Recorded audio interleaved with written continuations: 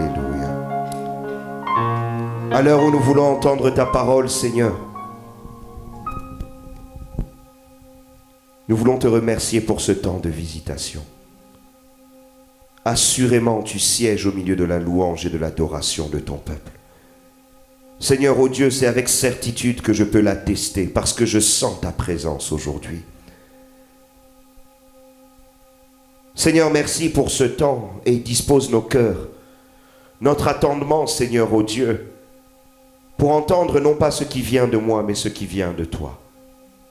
Parce que, Seigneur, en me levant du haut de cette chair, je me livre totalement à toi, de sorte que toi et toi seul pilote et conduis cet instant. Seigneur, loin, oui, Seigneur, de cet instant, toute parole charnelle et tout ce qui sort de ma propre pensée ou de mes propres convictions.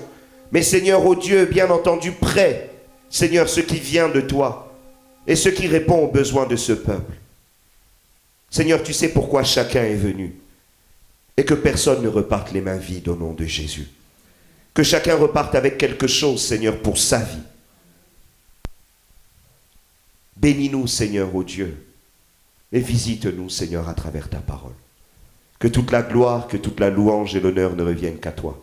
Au nom de Jésus, nous avons ainsi prié et nous disons Amen. Acclamons très fort pour la gloire de Dieu. Amen. Que le Seigneur vous bénisse. Vous pouvez prendre place. Que Dieu vous bénisse. Bonjour à tous. Adieu. Très content d'être avec vous aujourd'hui et de partager la parole de Dieu avec vous. Nous allons aborder un sujet qui touche à notre période de prière. Comme nous le savons, nous sommes en période de jeûne et prière. Et le thème de ce que nous allons partager aujourd'hui, c'est Jabez, la prière qui change une vie. La prière qui change une vie. Amen. Je crois fermement que la prière change la vie. Je crois fermement que nos prières sont capables de façonner notre vie, notre avenir, notre temps. Je crois fermement qu'il peut y avoir un hier triste, une prière forte dans le aujourd'hui et des demain heureux. Je crois véritablement qu'il y a des moments dans la vie où on doit fléchir les genoux parce que c'est le moment où Dieu nous fait passer par un virage et par une transformation, un changement. Le thème de l'année, c'est l'année de la transformation. Mais il n'y a pas de transformation sans prière. Je parlais à Alfortville tout à l'heure et je disais que bien souvent, nous qui sommes pasteurs, les gens aiment bien nous appeler, les gens aiment bien venir nous voir, les gens aiment bien que l'on prie pour eux, les gens aiment bien que l'on passe du temps en entretien, mais les gens n'aiment pas payer le prix dans la prière. Ce qui change une vie véritablement, au-delà de tout ce qu'on peut faire, oui, le Seigneur nous a mandatés, oui, le Seigneur nous a donné une onction particulière, oui, le Seigneur nous a outillés pour pouvoir prier pour le peuple de Dieu. C'est une vérité, on ne peut pas la retirer. Mais la plus grande vérité, c'est que chacun d'entre nous avons le pouvoir de façonner nos vies à travers la prière. Je voudrais dire que plus qu'un acte, la prière est un pouvoir. C'est une puissance, c'est une capacité que Dieu te donne pour pouvoir façonner ta destinée, changer tes circonstances. Mais c'est une arme négligée. Amen. Parce qu'il n'est pas facile de prier. En particulier dans notre époque, avec la télévision, Internet, beaucoup de distractions, le téléphone portable. Et on ne se rend pas compte combien le téléphone portable est devenu envahissant dans nos vies aujourd'hui. Il sonne pour un mail, il sonne pour WhatsApp, il sonne pour Facebook, il sonne pour un SMS, il sonne pour un appel. Et on passe énormément de temps à communiquer, mais on n'a plus le temps de communiquer avec Dieu. Le temps de la prière est aujourd'hui devenu un temps secondaire. Mais pourtant, c'est un outil formidable. Formidable. Et surtout lorsque la prière est associée à la foi. Alors là, je voudrais dire à quelqu'un aujourd'hui que rien n'est impossible. Je voudrais te dire que lorsque tu associes ta prière à la foi, bien aimé, rien ne peut arrêter ta prière. Rien ne peut empêcher ta prière de toucher sa cible et d'atteindre son but. Est-ce que quelqu'un veut que sa vie change ici? Est-ce que quelqu'un est en quête d'un changement? la réponse se trouve dans la prière. Je voudrais que quelqu'un regarde ses genoux. Regarde tes genoux. Bien-aimé, ta meilleure arme se trouve ici.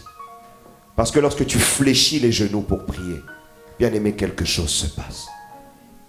L'endroit le plus important quelquefois de ton corps dans la vie, c'est tes genoux. Parce que ça donne du sens à tout le reste. Nous allons lire la parole de Dieu dans le livre de 1 Chroniques 4, versets 9 à 10. 1 Chroniques 4, versets 9 à 10. Je lis au nom du Seigneur. Jabez était plus considéré que ses frères. Sa mère lui donna le nom de Jabez en disant, c'est parce que je l'ai enfanté avec douleur. Jabez invoqua le Dieu d'Israël en disant, si tu me bénis et que tu étends de mes limites, si ta main est avec moi et si tu me préserves du malheur, en sorte que je ne sois pas dans la souffrance. Et Dieu accorda ce qu'il avait demandé. Amen. Je relis une deuxième fois. Jabez était plus considéré que ses frères. Sa mère lui donna le nom de Jabez en disant, c'est parce que je l'ai enfanté avec douleur. Jabez invoqua le Dieu d'Israël en disant, si tu me bénis et que tu étendes mes limites, si ta main est avec moi et si tu me préserves du malheur, en sorte que je ne sois plus dans la souffrance. Et Dieu accorda ce qu'il avait demandé. Amen. Jabez. Dans le livre de Chroniques, dans cette partie-là, on nous parle de la généalogie de la tribu de Juda. Et parmi les descendants de Juda, on nous parle d'un certain Jabez. Parfois c'est écrit avec un Y, Yabé. Amen. Et on nous dit que ce Jabez était le plus considéré de ses frères. Lorsqu'on parle de quelqu'un de considéré à cette époque-là en Israël, c'était probablement un chef de famille. Probablement un responsable, un dignitaire, quelqu'un qui était respecté. Le plus considéré de ses frères, ça veut dire qu'il avait même une ascendance sur ses frères. Qu'il avait une responsabilité, qu'il avait une certaine position. On peut en conclure ainsi que Jabez n'était pas n'importe qui. Amen. Était un homme qui avait de la considération. Remarquez que lorsqu'on parle de plus considéré que ses frères, ça veut dire qu'on mettait ses frères à un niveau et on plaçait Jabez au-dessus. Et Jabez n'était pas dans n'importe quelle tribu. Il était descendant de la tribu de Juda, la tribu d'ascendance royale, la tribu par laquelle le Messie devait arriver. La tribu de géants, la tribu duquel est sorti des hommes vaillants comme Caleb, des hommes forts. Une tribu reconnue, une tribu avec une belle position. Jabez était non seulement dans une belle position dans sa maison, mais la tribu dans laquelle il était aussi une tribu élevée. En conclusion, Jabez n'était pas n'importe qui. Il n'était pas n'importe quoi. Mais ce qu'on nous dit ici, c'est que Jabez était un homme qui était dans la souffrance.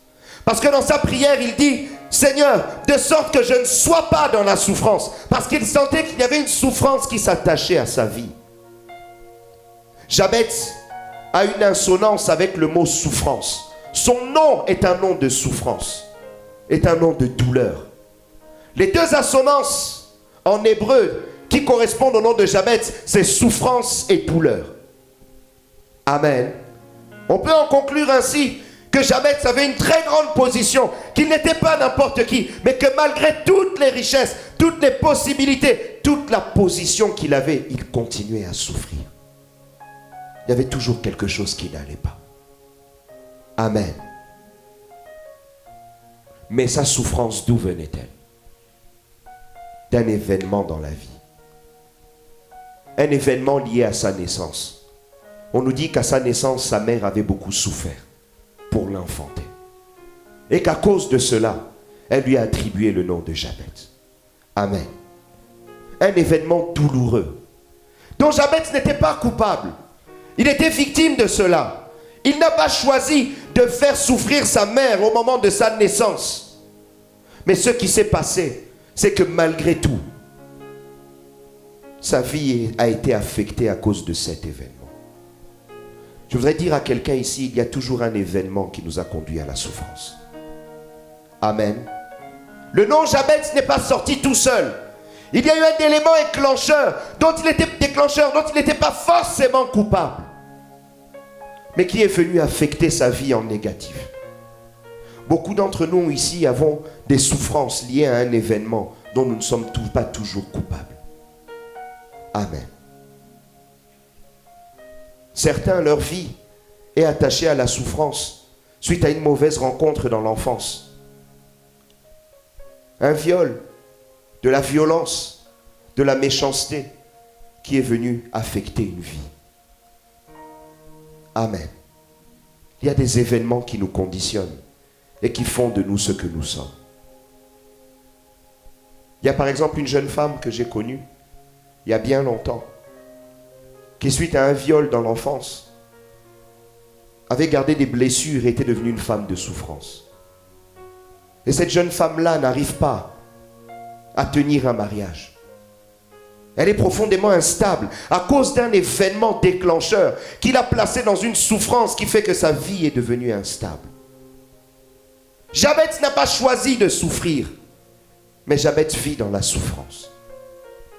Combien d'entre nous n'avons-nous pas choisi autre chose dans la vie, mais une restructuration au travail t'a mis au chômage, et ce chômage a déstabilisé ton foyer, et tu te retrouves dans la souffrance. Et tu es devenu un Jabez, à pleurer tous les jours, à te lamenter tous les jours. Combien d'entre nous ici n'avons-nous pas eu un événement douloureux, la mort de quelqu'un d'important qui est survenu, un événement choc, et qui nous a placés dans la souffrance, ou qui a placé nos familles dans la souffrance? Je voudrais dire quelque part, tout le monde a un Jabez en lui. Tout le monde ici a une part de Jabez, une part de souffrance, une part de douleur qui est survenue lors d'un événement et qui a altéré son identité ou sa personne. Amen. Le nom Jabez lui a été attribué comme pour dire ta vie doit être dans la souffrance. Comme pour dire que tu es associé à cette souffrance et que ta vie est caractérisée par la souffrance. Bien-aimé, une souffrance où on se met à t'appeler le pauvre, la pauvre, où on se met à te donner un nom qui est attaché à ta souffrance. Amen. Par rapport à ton manque, par rapport au combat que tu vis, par rapport aux épreuves qui viennent te challenger dans la vie, on vient t'associer à ces épreuves et on vient te donner le nom de ces épreuves. Tu n'arrives pas à avoir d'enfant, tu n'as pas fait exprès et on te met à t'appeler la stérile. Souffrance. Jabez. Amen. Mais je voudrais dire que la souffrance prend fin un jour. Je voudrais dire à quelqu'un que les ténèbres ne régneront pas toujours. Je voudrais dire que la souffrance ne restera pas toujours. Je voudrais dire que ça peut être une réalité aujourd'hui et ça peut être un oubli demain. Et je peux dire que tu peux même rire de ta souffrance. Je connais une certaine Sarah qui a souffert dans la stérilité, mais un jour on nous dit que Sarah a ri. Et je crois qu'autant on peut être des Jabez, mais autant on peut devenir des Sarah. Parce qu'il y a un Dieu qui transforme les vies. Bien-aimé, la souffrance ne dépend pas d'une position dans la société. C'est ce que Jabez nous enseigne. Souvent nous envions les autres et nous pensons qu'il est riche, il est dans une certaine position et qu'il ne souffre pas. Mais bien aimé, lorsqu'il dort, tu ne connais pas la souffrance qu'il y a dans son cœur. Dans la vie, n'envie jamais personne. Parce que tu ne sais jamais ce que les gens vivent au plus profond d'eux-mêmes. Ceux qui sont dans les pays du tiers-monde nous envient, nous qui vivons en Europe. Ils mangent bien, ils sont en bonne santé, ils ont un peu d'embonpoint, mais on a des problèmes. Parce qu'on vit dans un pays où tout le monde est dépressif. Amen. Parfois, je parle avec des connaissances, des amis qui ne prient pas. Vous allez voir un grand directeur, quelqu'un qui a tout pour lui, qui a tout dans la vie, mais il fait une dépression. J'ai connu un directeur qui a fait ce qu'on appelle un burn-out. Bien aimé, il a pété les plombs. Il s'est réveillé le matin et il dit son corps ne veut pas bouger. Amen. Vous imaginez, vous ouvrez les yeux mais le corps ne veut pas bouger. La tête veut bouger mais le corps ne veut plus. Il a fait 1 semaine d'arrêt maladie. Quelqu'un qui travaille de 8 heures à 21 heures. Quelqu'un qui fait des horaires de fou. Qui donne sa vie pour le travail. Son corps ne veut plus. Dépression. Amen. Et Jabez, c'était la même chose. Quelqu'un qui était dans une position, qui était tenu en estime. Lorsqu'il se tenait devant ses frères. Oh, Jabez est arrivé. Mais Jabez souffre. Et souvent nous-mêmes, nous sommes comme des Jabez. On est respectés par les autres. Imaginez nous, pasteurs. Un pasteur qui souffre, c'est comme un Jabez. Tout le monde vous voit. Allez, oh, l'homme de Dieu, etc., etc. Mais au fond, il y a même des pasteurs dépressifs. Amen. Il est Jabez à l'intérieur. Tout est détruit à l'intérieur. Mais le problème de la position, c'est que quelquefois, ça nous donne de l'orgueil. Et on n'admet pas que l'on souffre. Amen. Il y a des personnes qui ne prient pas parce qu'ils font ce qu'on appelle la méthode Coué. Je vais bien, tout va bien. Je vais bien, tout va bien. La politique de l'autruche. On casse sa tête dans un trou, on ne veut pas voir les problèmes. Amen. On veut se montrer fort et orgueilleux. Moi, tout va bien. Il y a un homme qui avait des problèmes un jour. On l'a reçu à l'église, je discute avec lui. Je fais, on peut prier avec toi. Il faut chercher la face de Dieu. Moi, je suis un esprit fort. Hein. Bien aimé. Tu viens, tu nous ramènes des problèmes. Tu dis que ça ne va pas dans ta vie. Et quand on veut prier, tu nous dis que tu es un esprit fort. Il est où le rapport? L'orgueil. Mais Jabez n'a pas eu d'orgueil. N'a pas eu l'orgueil de position. Amen. Il n'a pas cherché à dire, moi je suis Jabez le plus considéré. Moi je suis le plus fort, je suis le plus grand. Je suis de la tribu de Juda. On sait que le Messie viendra de chez nous. On sait qu'on n'est pas n'importe qui. Vous savez, il y a des tribus qui sont fières. Hein? Moi je viens du Congo. L'ethnie de Diacre Félicien, ils sont vantards. Ouais, l'ethnie des Diacres Féliciens, ils peuvent marcher avec des clés comme ça. Pour montrer qu'eux, ils existent. Mais Diacre, il n'est pas comme ça, il est humble. Hein? Et eux-mêmes se revendiquent de la tribu de Juda. C'est vrai en plus. Même dit, on est juifs. Il y a des ethnies comme ça dans des pays qui sont très, très, très fiers. Amen. Et il aurait pu faire ça. Moi, Juda, on n'est pas n'importe qui. Nous. Même si je m'appelle Jabez, je ne souffrirai pas dans ma vie. Eh bien aimé, tu souffres. Regarde la réalité en face, tu souffres. Quelquefois dans la vie, il faut se stopper, il faut se regarder dans un miroir. Checker ce qui va et ce qui ne va pas. Et parfois tu réaliseras qu'il y a un événement qui t'a affecté. Et qui t'a changé. Et qui a fait de toi un homme ou une femme de douleur. Regarde-toi dans la glace. Amen. Il y a eu un avant-après. Peut-être que tu étais bien avant, mais l'événement est arrivé et a fait de toi quelqu'un qui souffre. Mais tu ne veux pas le regarder en face. Pour régler un problème, il faut le regarder en face. Amen. Un problème que tu ne reconnais pas, c'est un problème que tu ne régleras jamais. Jamais.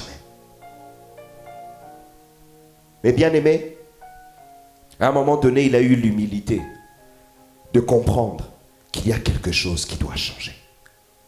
Amen. Il a eu une révolution dans son cœur. Et dire, les gens me voient et me respectent, mais il y a quelque chose en moi qui ne va pas. Je souffre. On ne nous précise pas ce qui faisait souffrir Jabez, mais Jabez lui-même savait. Tout comme moi, je ne sais pas ce qui vous fait souffrir, chacun d'entre vous. Mais quand vous rentrez dans votre chambre, vous savez ce qui fait souffrir vos cœurs. Et ça, Jabez ne l'a partagé avec personne. Mais lui connaissait sa souffrance. Il l'a regardé en face et il a fait, il faut que cela change. Amen. Peut-être que sa souffrance était une maladie. Peut-être que sa souffrance était une dépression. Peut-être que sa souffrance était une tristesse, une amertume. Peut-être que sa souffrance était que des malheurs qui lui arrivaient d'une manière successive. Mais bien aimé, qu'importe. Mais à un moment, il a dit stop. Est-ce que quelqu'un veut dire avec moi stop? Ça dit, il faut que ça s'arrête. Bien aimé, il y a un moment dans la vie, il faut regarder les problèmes. Et tu te dis, mais dans quoi est-ce que je suis en train d'aller? Dans quoi est-ce que je suis en train de m'embarquer? Stop! Je ne ferai pas un pas de plus dans cette direction. Amen. Est-ce que quelqu'un aujourd'hui peut décider d'avoir une révolution dans son cœur et de dire que ce que je vis n'est pas normal et il faut que ça s'arrête? Un enfant de Dieu ne peut pas vivre comme ça. Je ne suis pas destiné à souffrir et Dieu ne m'a pas créé pour la souffrance. Et je voudrais te le rappeler, Dieu ne t'a pas créé pour souffrir. Il dit dans sa parole, j'ai formé pour toi des projets de bonheur et non de malheur.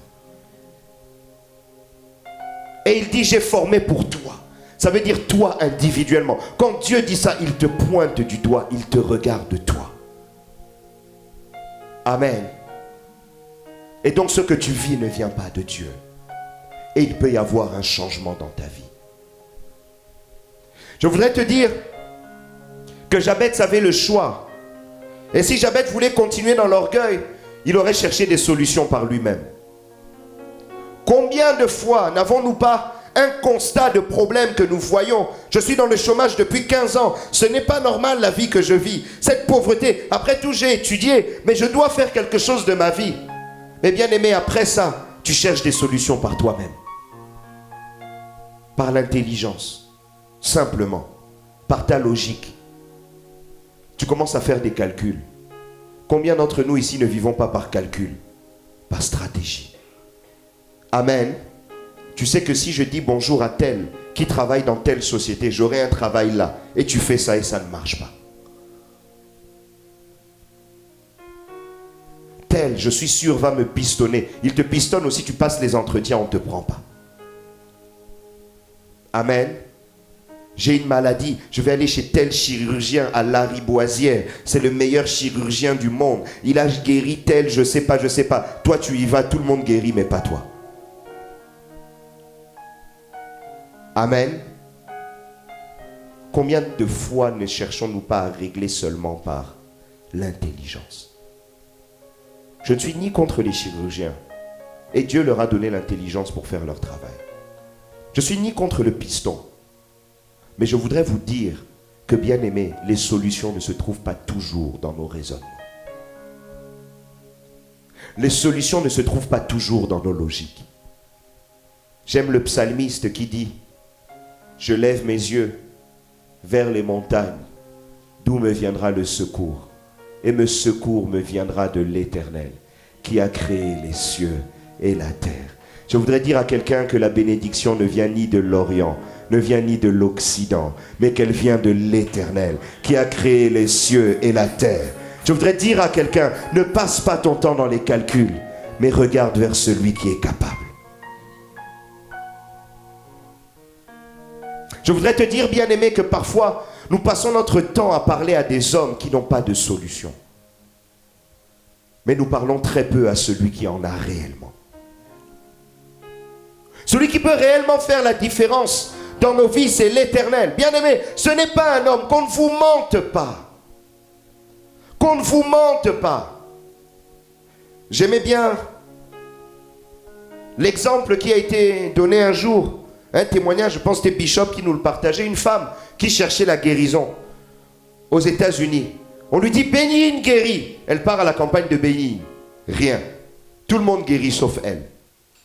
Elle part dans une campagne, on dit TD Jakes campagne. Elle part chez TD Jakes. TD Jakes prie. Rien. Maurice Cerullo. Rien. Et elle va dans une toute petite église juste pour prier, chercher la face de Dieu. Et demander, Seigneur, pourquoi? Amen. Et là, quand elle s'agenouille, un serviteur de Dieu a une parole de connaissance et vient lui dire, si tu ne guéris pas, c'est parce que tu n'as pas pardonné une personne. Amen. Et lorsqu'elle a pardonné, sa guérison est arrivée. Du cancer. Je voudrais juste vous dire une chose. Ce qui a changé sa vie, c'est qu'au départ, elle cherchait les hommes. Mais après, elle cherchait Dieu. Et c'est Dieu qui a envoyé un homme pour pouvoir lui dire quelque chose. Amen. Ne cherchez pas les hommes, mais cherchez Dieu. Si Dieu nous envoie, gloire à Dieu. Si Dieu met des solutions chez nous, pour vous, gloire à Dieu. Mais cherchez d'abord Dieu. Cherchez le royaume en premier. Et le reste vous sera donné par-dessus. Chercher le royaume, c'est chercher la face de Dieu. Et chercher la face de Dieu, c'est dans la prière. Je voudrais dire à quelqu'un que tout le temps que tu passes au téléphone, oublie. À te plaindre de tes problèmes. À discuter de ça et là. Bien-aimé, pose tes genoux par terre. Et prie. Cherche la face de celui qui peut te donner une solution.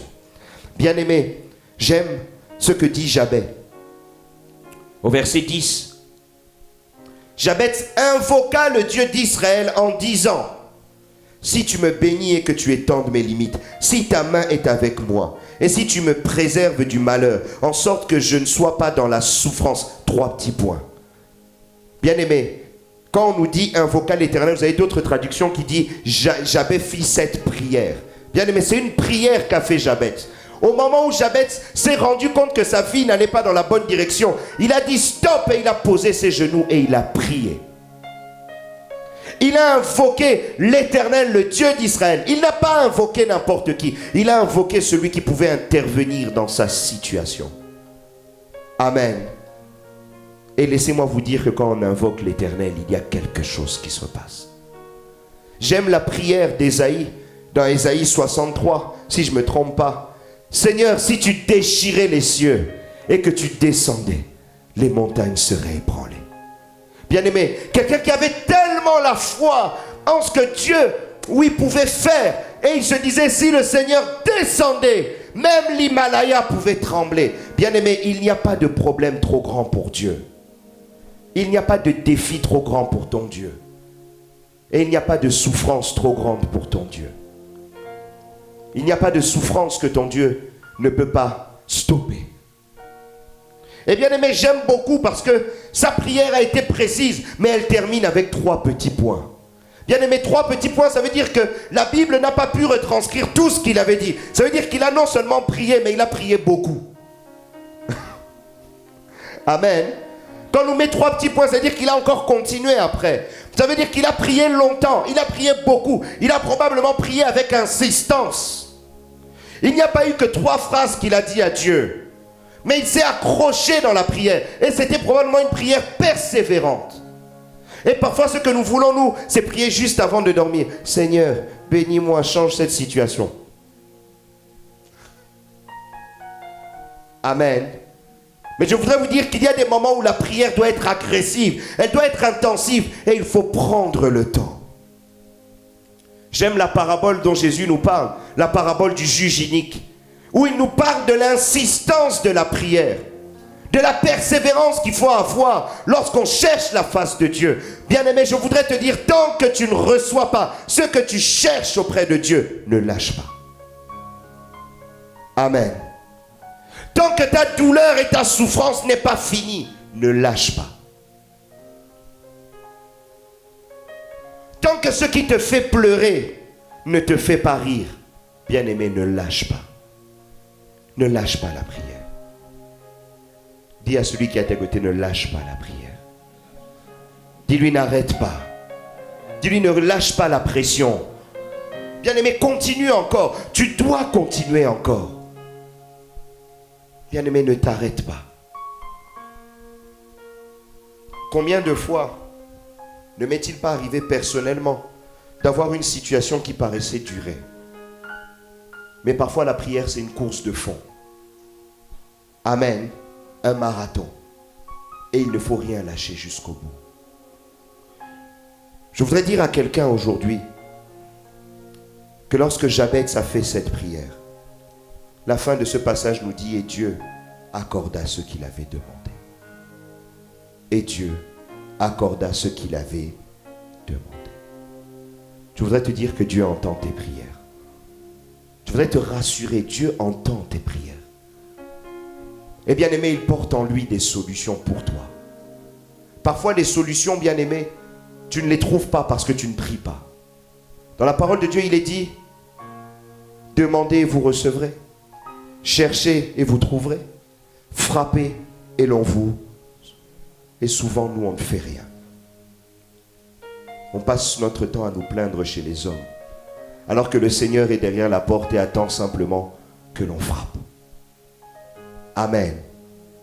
Je voudrais te dire, si tu décides aujourd'hui de frapper à la porte du Seigneur, si tu décides aujourd'hui de ne plus rien lâcher dans la prière, si tu décides aujourd'hui de prier avec insistance, avec énergie, avec persévérance, avec force, bien-aimé, je suis persuadé que le Seigneur peut changer ta vie. Et bien-aimé, j'en ai vu des transformations. Moi-même qui me tiens devant vous, je suis une transformation par la prière.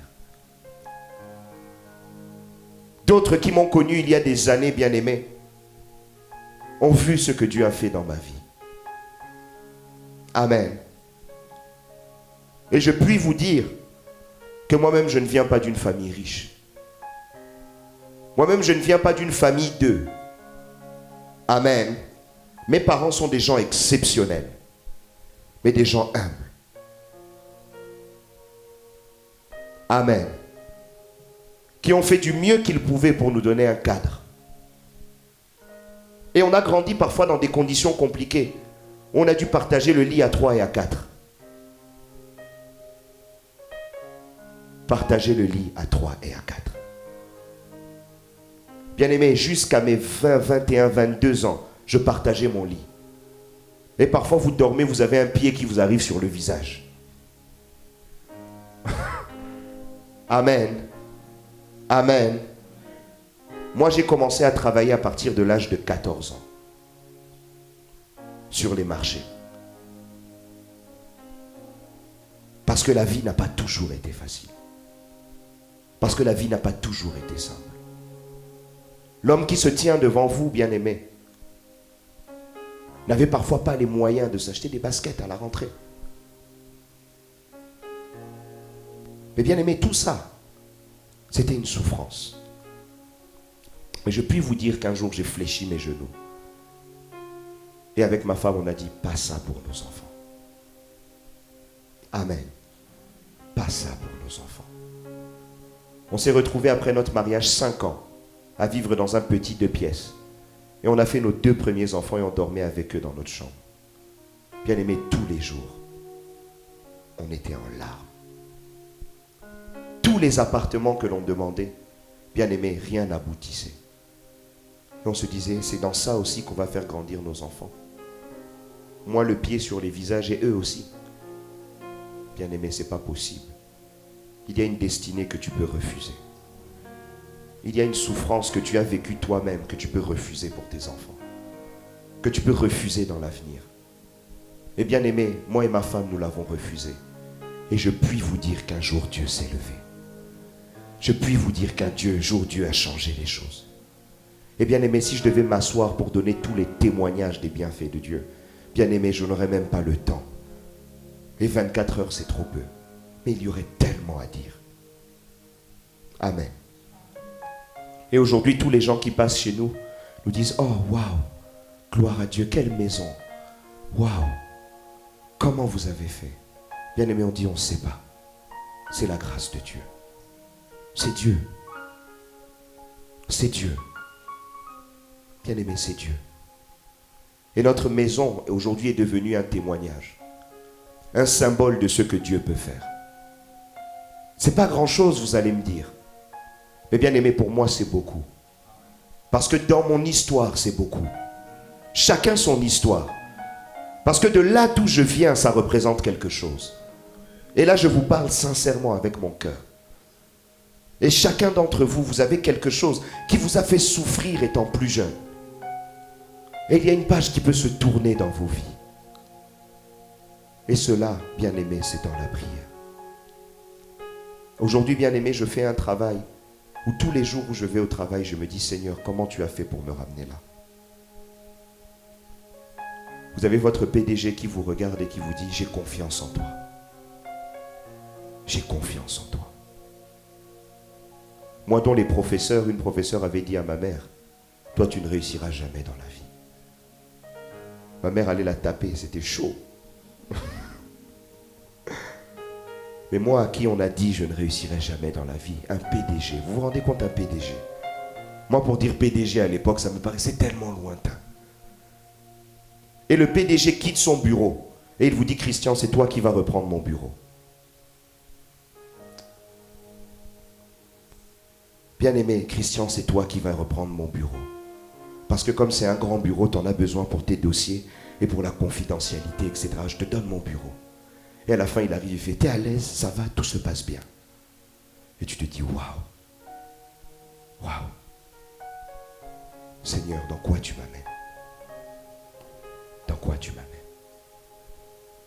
Et ma souffrance à moi, c'était qu'on me disait que je ne réussirais jamais dans la vie.